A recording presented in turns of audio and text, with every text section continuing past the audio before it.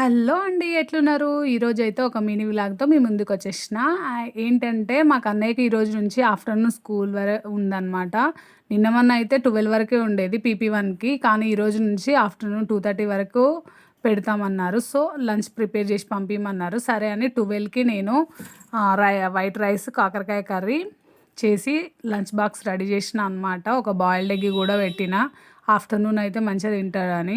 And నిన్నటి నుండే start అయిపోయింది. రియాన్స్ పీపీ1 అని నిన్ననే బాక్స్ ఇచ్చే వరకు రాసిర్రు. నిన్ననైతే ఎగ్ ఫ్రైడ్ రైస్ చేసి పంపించిన. రోజు అదే అయితే బాగుండదని అందుకే ఇట్లా కాకరకాయ కర్రీ చేసి పంపించిన అనమాట. ఇంక ఫైనల్‌గా నేను మా చిన్నోడైతే వాళ్ళ అన్నయ్యకి బాక్స్ ఇవ్వడానికి వెళ్ళినాము.